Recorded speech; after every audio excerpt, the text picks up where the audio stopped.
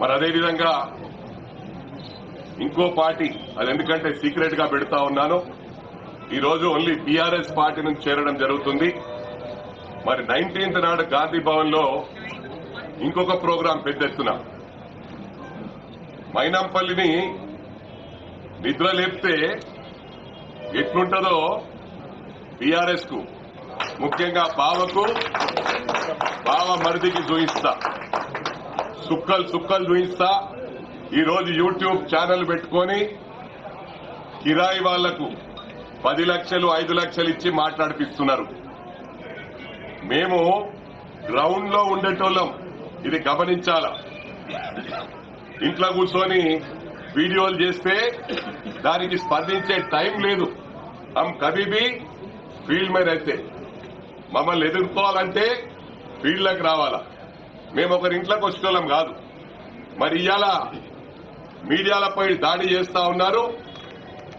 మరోసారి హెచ్చరిస్తా ఉన్నాను కేటీఆర్ ను, హరీష్ రావును. మరి మా దాడి ఎట్లుంటుందో ఊహించుకోలేకపోతారు మీరు. రేపు ఇంకొకసారి ఏ మీడియానైనా దాడి చేస్తే ఇది మొత్తం వాళ్ళ ఫ్యామిలీకి ఇస్తా ఉన్న వార్నింగ్. నాట్ ఓన్లీ హరీష్ రావుకు కేటీఆర్ కాదు, మరి ఎవరికి గుండెల్లో గుచ్చుకుంటుందో అర్థం చేసుకోవాలా. ఇక నెక్స్ట్ నీ పేరు వెళ్తుంది, ఇది గమనించాలా. టీఆర్ఎస్ దుకాణం బంద్ చేసి బీఆర్ఎస్ స్టార్ట్ చేసింది, భారతీయ రాష్ట్ర సమితి అని. ఆ రోజు మహారాష్ట్రలో మేము కూడా అదే పార్టీలు ఉన్నాం.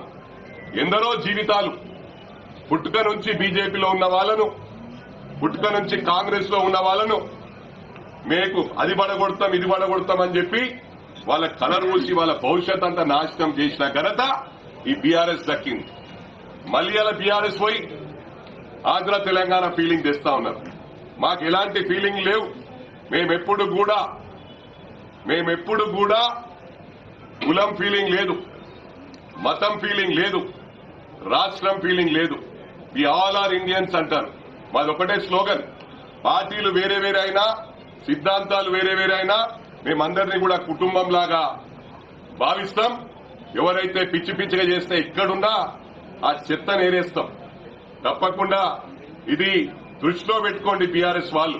ఇంకొకసారి దేనిపైన దాడి చేసిండ్రనుకో బిడ్డ, మీ టీ న్యూస్ మీద, మీ నమస్తే తెలంగాణ మీద రాష్ట్రం పోలీస్ మొత్తం ఉన్నా ఎవరేం చేయలేరని చెప్పి కూడా సందర్భంగా తెలియజేస్తా ఉన్నా. మరోసారి చందన బ్రదర్స్ కు మేము అండగా ఉంటాం.